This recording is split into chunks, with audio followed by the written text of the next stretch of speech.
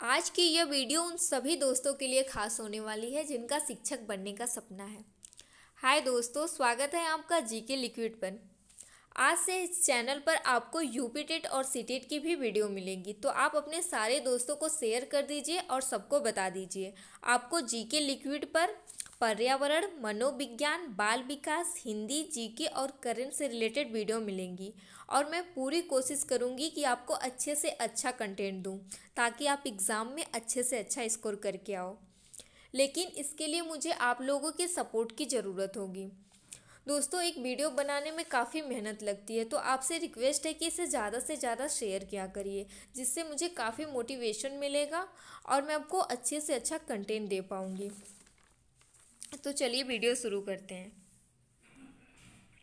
आज के इस पहले वीडियो की शुरुआत मैं पर्यावरण से कर रही हूँ। इसमें पूरे 30 प्रश्नों को लिया गया है जो कि काफ़ी अच्छे लेवल के हैं और इनका डिटेल भी मैं आपको बताऊँगी, जिससे कि एक प्रश्न से आपके कई सारे प्रश्न तैयार हो जाएं। तो आप इस वीडियो को बिल्कुल भी स्किप मत करिएगा और पूरे आखिरी तक देखिएगा। तो चलिए शुरू करते हैं। पहला प्रश्न है, किस सरकार ने मोदी सरकार अभियान लॉन्च किया है? तो दोस्तों, यह उड़ीसा सरकार ने मोदी सरकार अभियान लॉन्च किया है। तो इसका डिटेल जानते हैं। उड़ीसा के मुख्यमंत्री नवीन पटनायक ने गांधी जयंती के अवसर पर मोदी सरकार अभियान लॉन्च किया। इस अभियान के तहत लोगों को उत्तम सरकारी सेवा दी जाएगी। इस अभियान के तहत सरकारी दफ्तरों में काम करवाने के लिए आने वाले लोगों से फीडबैक ली जाएगी। फीडबैक के आधार पर सरकारी कर्मचारियों को रैंकिंग दी जाएगी। अगला प्रश्न है, निम्नलिखित बहुपक्षीय सम्मेलन में से कौन सा अस्थायी कार्बनिक प्रदूषक से मानव स्वास्थ्य और पर्यावरण की रक्षा करने के लिए है? तो दोस्तों, इसमें जो राइट ऑप्शन है वो है स्टॉकहोम सम्मेलन। स्टॉकहोम सम्मेलन अस्थायी कार्बनिक प्रदूषक से मानव स्वास्थ्य और पर्यावरण की रक्षा करने के लिए है। दोस्तों, अगर आप लोगों को वीडियो पसंद आए तो इसे लाइक ज़रूर किया करिए और चैनल को सब्सक्राइब करके बेल आइकन को प्रेस करना मत भूलिएगा। अगला प्रश्न है, मोट्रिक्स रिकॉर्ड किसका रजिस्टर है? तो यह मानव जनित गतिविधियों के तहत खतरे में स्थित जलीय स्थानों को मोट्रिक्स रिकॉर्ड में रखा जाता है। अगला प्रश्न है, निम्नलिखित में से कौन सी बीमारी से कोयले की खान में काम करने वाले मजदूरों की उम्र कम हो जाती है और उस बीमारी को ब्लैक लैंग्स बीमारी कहा जाता है? तो दोस्तों याद रखिएगा, ब्लैक लैंग्स बीमारी कहा जाता है। तो इसका जो राइट ऑप्शन है वो है क्लोम गोलाड़ू रुगड़ता। क्लोम गोलाड़ू रुगड़ता मुख्य रूप से खानों में काम करने वाले लोगों को होता है और इसका कोई भी स्थायी इलाज नहीं है। अगला प्रश्न है, वन्यजीव संरक्षण के क्षेत्र में अदम्य साहस दिखाने वाले को कौन सा पुरस्कार दिया जाता है? तो दोस्तों, वन्यजीव संरक्षण के क्षेत्र में अदम्य साहस दिखाने वाले को अमृता देवी बिश्नोई पुरस्कार दिया जाता है। तो चलिए जानते हैं इस पुरस्कार में क्या मिलता है। तो इसमें 1 लाख रुपए की राशि पुरस्कार स्वरूप प्रदान की जाती है। अगला प्रश्न है, दाचीग्राम राष्ट्रीय उद्यान कहाँ स्थित है? तो यह जम्मू कश्मीर में स्थित है। यह जम्मू कश्मीर में श्रीनगर से 22 किलोमीटर दूर है और इसका मुख्य जानवर बारहसिंगा है। दोस्तों, अगर आपसे क्वेश्चन में पूछ दे कि दाचीग्राम राष्ट्रीय उद्यान किसके लिए फेमस है, उसमें कौन से जानवर पाए जाते हैं, तो यह बारहसिंगा के लिए फेमस है। अगला प्रश्न है, समताप मंडल की ओजोन गैस की परत की मोटाई किस इकाई से नापी जाती है? तो यह डॉप्शन इकाई से नापी जाती है। दोस्तों, अगर आपसे क्वेश्चन में पूछ दें कि ओजोन परत की खोज किसने की थी और इसकी खोज कब हुई थी, तो याद रखिएगा, ओजोन परत की खोज 1913 में फ्रेंच के वैज्ञानिक चार्ल्स फैब्रे और हेनरी विस्टोन ने की और इनके गुणों का अध्ययन वैज्ञानिक जीएमबी डॉप्सन ने किया। इन्होंने इसकी मोटाई नापने के लिए स्पेक्ट्रोफोटोमीटर विकसित किया। उन्हीं के नाम पर ओजोन परत की मोटाई डॉप्सन इकाई में मापी जाती है। अगला प्रश्न है, कार्बन डाइऑक्साइड के उत्सर्जक देशों की सूची किस स्रोत से कार्बन डाइऑक्साइड उत्सर्जन पर आधारित होती है? तो जीवाश्म ईंधन का चलना, सीमेंट उद्योग, उपयुक्त दोनों, इनमें से कोई नहीं। तो इसका जो राइट ऑप्शन है वो है उपयुक्त दोनों, यानी जीवाश्म ईंधन का जलना और सीमेंट का उद्योग। कार्बन डाइऑक्साइड उत्सर्जक देशों की सूची जीव ईंधन जलने और सीमेंट उद्योग से उत्सर्जित कार्बन डाइऑक्साइड पर आधारित होती है। अगला प्रश्न है, विश्व में सबसे ज़्यादा पाई जाने वाली ग्रीन हाउस गैस कौन सी है? कार्बन डाइऑक्साइड, जलवाष्प, सल्फर डाइऑक्साइड, ओजोन। तो इसका जो राइट ऑप्शन है वो है जलवाष्प। जलवाष्प सबसे ज़्यादा पाई जाने वाली ग्रीन हाउस गैस है। यह साफ आसमान में 36 से 66 और बादलों वाले आकाश में 66 से 86% ग्रीन हाउस प्रभाव उत्पन्न करती है। अगला प्रश्न है, कार्टाजेना प्रोटोकॉल किससे सुरक्षित उपयोग संस्थानांतरण और हैंडलिंग के बारे में है? नाभिकीय कचरा, आक्रामक विदेशी प्रजातियां, संशोधित जीवित जीव, इनमें से कोई नहीं। तो जो इसका राइट ऑप्शन है वो है संशोधित जीवित जीव। दोस्तों, अगर आपसे क्वेश्चन में पूछ दे कि कार्टाजेना प्रोटोकॉल जो है वो कब लागू हुआ था, तो आप याद रखिएगा कि कार्टाजेना प्रोटोकॉल जो है वो 29 जनवरी 2000 को हस्तांतरित हुआ था और 11 सितंबर 2003 से लागू हुआ था। यह यलम्मो से के सुरक्षित उपयोग, हस्तांतरण और हैंडलिंग के बारे में है। अगला प्रश्न है, जैव विविधता हॉटस्पॉट के रूप में घोषित होने के लक्षण क्या हैं? तो पहला लक्षण है, इस क्षेत्र में कम से कम 0.5% या विनाशकारी पौधों की 1500 प्रजातियों का स्थानिक प्रजातियों के रूप में होना चाहिए। और दूसरा है, इस क्षेत्र को अपनी प्राथमिक वनस्पति का कम से कम 70% नष्ट करना चाहिए। तो इसका जो राइट ऑप्शन है वो है यह दोनों ही जैव विविधता हॉटस्पॉट के लक्षण हैं। अगला प्रश्न है, पश्चिमी घाट पारिस्थितिकी विशेषज्ञ पैनल के अध्यक्ष कौन है? तो इसके अध्यक्ष है माधव गाडगिल। पश्चिमी घाट पारिस्थितिकी विशेषज्ञ पैनल पश्चिमी घाटों के संरक्षण और देखभाल के लिए बनाई गई है। इसे गाडगिल समिति भी कहा जाता है। अगला प्रश्न है, शेर की पूंछ वाला मकाक किस वन्यजीव रिजर्व में पाया जाता है? नीलगिरी, दिबांग, नोकरेक और इनमें से कोई नहीं। तो इसका राइट ऑप्शन जो है वो है नीलगिरी की पहाड़ियाँ। शेर की पूंछ वाला मकाक पश्चिम घाटों में पाया जाता है। यह नीलगिरी की पहाड़ियों में पाया जाता है। यह बहुत ही दुर्लभ प्रजाति है, मतलब कि बहुत कम देखने को मिलता है। अगला प्रश्न है, भारतीय जलीय निकायों में से एक परेशानी घास के रूप में प्रदूषक निकलने के लिए एक जलीय पौधे को अमेरिका से पेश किया गया। इसका क्या नाम है? नागफनी, एगिओल्पस, जलकुंभी, पिस्टिया। तो इसका जो राइट ऑप्शन है वो है एगिओल्पस।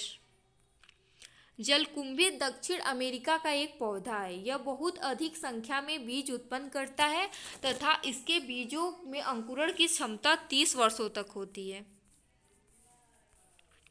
अगला प्रश्न है, सल्फर डाइऑक्साइड के प्रदूषक का जैविक सूचक क्या है? काई, धुआं, बायोफ्राइटा, इनमें से कोई नहीं। तो दोस्तों, सल्फर डाइऑक्साइड के प्रदूषक का जैविक सूचक जो है वो काई है। अगला प्रश्न है, पानी के फर्न अजोला और साइनोबैक्टीरियम अन्नाबेना के बीच संबंध है? सहजीवी का, पारस्परिक, परजीविता और आदाय सहयोग। तो इसका जो राइट ऑप्शन है वो है सहजीवी। पानी के फर्न अजोला और साइनोबैक्टीरियम अन्नाबेना परस्पर सहजीवी होते हैं। अगला प्रश्न है, निम्नलिखित में से कौन सा डूंगा चट्टान का क्षेत्र नहीं है? मन्नार की खाड़ी, खंबात की खाड़ी, लक्षद्वीप, अंडमान निकोबार द्वीप समूह। तो दोस्तों, इसका जो राइट ऑप्शन है वो है खंबात की खाड़ी। भारत में मूंगा चट्टान की 4 जगह हैं: मन्नार की खाड़ी, लक्षद्वीप, अंडमान निकोबार द्वीप समूह, कच्छ की खाड़ी। तो आप इन चारों को याद कर लीजिएगा, ये बहुत ही इंपॉर्टेंट है। अगला प्रश्न है, विश्व का सर्वाधिक प्रति व्यक्ति कार्बन डाइऑक्साइड उत्सर्जक है? कतर, संयुक्त राज्य अमेरिका, चीन और भारत। तो इसका जो राइट ऑप्शन है वो है कतर। कतर दुनिया का प्रति व्यक्ति सबसे बड़ा कार्बन डाइऑक्साइड उत्सर्जक है। हालांकि कुल मिलाकर सबसे बड़ा कार्बन डाइऑक्साइड उत्सर्जक चीन है। दोस्तों कतर जो है वो एक कंट्री है। अगला प्रश्न है, निम्नलिखित में से कौन सी ग्रीन हाउस गैस नहीं है? Methane, nitrous oxide, sulphur, hexafluoride, carbon monoxide. तो दोस्तों इसका राइट ऑप्शन है कार्बन मोनोऑक्साइड। कार्बन मोनोऑक्साइड एक बड़ा प्रदूषक है लेकिन ग्रीन हाउस गैस नहीं है। अगला प्रश्न है, निम्नलिखित में से कौन सा कथन गलत है?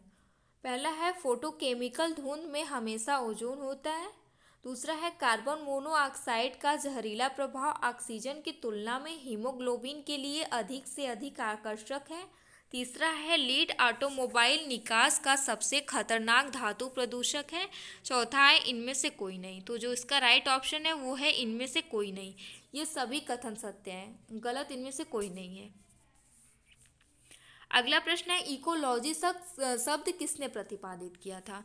तो Charles Darwin, Robert Whittaker, Arthur Tansley और अर्नेस्ट हैकल। तो इसका जो राइट ऑप्शन है वो है अर्नेस्ट हैकल। इकोलॉजी या पारिस्थितिकी विज्ञान पारिस्थितिकी का अध्ययन कराने वाली पर्यावरण की एक शाखा है। इसकी स्थापना 1866 में अर्नेस्ट हैकल ने की थी। तो दोस्तों स्थापना जरूर याद रखिएगा, ये बहुत ही इंपॉर्टेंट होता है और काफ़ी जल्दी भूल भी जाता है। अगला प्रश्न है, इकोटोन में जो प्रजातियां प्रचुर मात्रा में पाई जाती हैं वो क्या कहलाती हैं? तो ऑप्शन में है ईच प्रजातियां, कीस्टोन प्रजातियां, एंडेमिक प्रजातियां और फोस्टर प्रजातियां। तो इसका जो राइट ऑप्शन है वो है एज प्रजातियां। दो बायोम के मध्य का संक्रमणकालीन क्षेत्र इकोटोन कहलाता है और इकोटोन में प्रचुर मात्रा में पाई जाने वाली प्रजातियां जो है वो एज प्रजातियां कहलाती हैं। अगला प्रश्न है, साइबेरियन सारस किस नेशनल पार्क में आता है? तो ऑप्शन में है Keoladeo national park, Manas national park, Dudhwa national park, Jim Corbett national park. तो इसका जो राइट ऑप्शन है वो है केवलादेव नेशनल पार्क। साइबेरियन सारक एक खतरे में प्रजाति है। यह भारत के केवलादेव नेशनल पार्क में आती है। केवलादेव नेशनल पार्क राजस्थान में स्थित है। अगर दोस्तों यहाँ से क्वेश्चन बन गया, अगर आप लोगों से पूछ दे कि केवलादेव नेशनल पार्क कहाँ है तो यह याद रखिएगा कि राजस्थान में है और इसका क्षेत्रफल 28.73 वर्ग किलोमीटर है। और इसकी स्थापना जो सबसे मोस्ट इम्पॉर्टेंट है, जो अधिकतर सन लोग भूल जाते हैं, तो स्थापना हुई थी 1982 में। यह यूनेस्को द्वारा विश्व धरोहर घोषित किया गया है। अगला प्रश्न है, आईची टारगेट किससे संबंधित है? तो दोस्तों इसका जो राइट ऑप्शन है वो है नायोगा प्रोटोकॉल से संबंधित है। आईची टारगेट नायोगा प्रोटोकॉल से संबंधित है। अगला प्रश्न है, अम्लीय वर्षा ऐतिहासिक इमारतों का नुकसान करती है। इनमें कौन सी ऐसी प्रक्रिया का अंतिम उत्पाद है? तो ऑप्शन में है carbon dioxide, gypsum, calcium chloride और बूझा चूना। तो चलिए इसका ऑप्शन देखते हैं। राइट ऑप्शन है जिप्सम। अम्लीय वर्षा में सल्फर डाइऑक्साइड होती है जो चूने को जिप्सम में बदल देती है, जिससे ऐतिहासिक इमारतों को नुकसान पहुंचता है। अगला प्रश्न है, वर्ल्ड वेटलैंड डे की शुरुआत कब हुई थी? तो दोस्तों वर्ल्ड वेटलैंड डे की शुरुआत 1971 में हुई थी और यह हर साल 2 फरवरी को मनाया जाता है। अगर आपसे क्वेश्चन में पूछ दे कि वर्ल्ड वेटलैंड डे कब मनाया जाता है तो याद रखिएगा यह हर साल 2 फरवरी को मनाया जाता है और इसकी शुरुआत 1971 से हुई थी। और इसका उद्देश्य जो है वो है विलुप्त होती झील तालाबों को बचाना। आपके लिए पर्यावरण का सबसे मोस्ट इम्पॉर्टेंट क्वेश्चन है, आप इसे अच्छे से याद कर लीजिएगा। अगला प्रश्न है, नामदाफा राष्ट्रीय उद्यान किस प्रदेश में स्थित है? असम, अरुणाचल प्रदेश, मणिपुर, मेघालय। तो ये जो नामदाफा राष्ट्रीय उद्यान है वो अरुणाचल प्रदेश में स्थित है। अरुणाचल प्रदेश को नेफा नगर के नाम से भी जाना जाता है। नामदाफा राष्ट्रीय उद्यान अरुणाचल प्रदेश में स्थित है। यह क्षेत्रफल के हिसाब से तीसरा सबसे बड़ा राष्ट्रीय उद्यान है और इसका क्षेत्रफल जो है वो है 1985.23 वर्ग किलोमीटर और इसकी स्थापना 1974 में हुई थी। स्थापना 1974 में हुई थी, इसे याद रख लीजिएगा। अगला प्रश्न है, राष्ट्रीय चंबल वन्यजीव अभयारण्य किन 3 प्रदेशों में स्थित है? तो पहला है राजस्थान, मध्य प्रदेश और उत्तर प्रदेश, दूसरा है हरियाणा, उत्तर प्रदेश और राजस्थान, तीसरा है हरियाणा, पंजाब, राजस्थान, चौथा है राजस्थान, मध्य प्रदेश और गुजरात। तो जो इसका राइट ऑप्शन है वो है राजस्थान, मध्य प्रदेश और उत्तर प्रदेश। राष्ट्रीय चंबल वन्यजीव अभयारण्य मध्य प्रदेश, उत्तर प्रदेश और राजस्थान में है।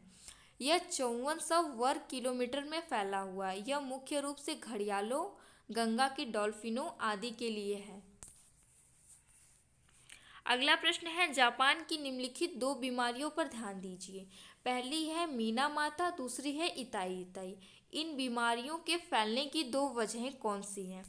तो पहला है पारा आर्सेनिक, दूसरा है आर्सेनिक पारा, तीसरा है पारा कैडियम, चौथा है कैंडियम आर्सेनिक। तो जो इसका राइट ऑप्शन है वो है पारा और कैंडियम। मीना माता बीमारी का कारण पारा है और इताई इताई बीमारी का कारण जो है वो कैडियम है। अगला प्रश्न है, निम्नलिखित पदार्थों में से यदि सबकी समान मात्रा जलाई जाए तो सर्वाधिक कार्बन डाइऑक्साइड का उत्सर्जन कौन सा पदार्थ करेगा? तो ऑप्शन में है प्राकृतिक गैस, केरोसिन, गैलोसिन और प्रोपीन। तो जो इसका राइट ऑप्शन है वो है केरोसिन यानी मिट्टी का तेल। केरोसिन कार्बन डाइऑक्साइड का बहुत उत्सर्जन करती है। तो दोस्तों ये थे आज के पर्यावरण के 30 महत्वपूर्ण प्रश्न। अगर आप लोगों को वीडियो पसंद आए तो इसे लाइक, शेयर और सब्सक्राइब तीनों करें। और ऐसे ही वीडियो के लिए इस चैनल पर जुड़े रहिएगा। Thank you.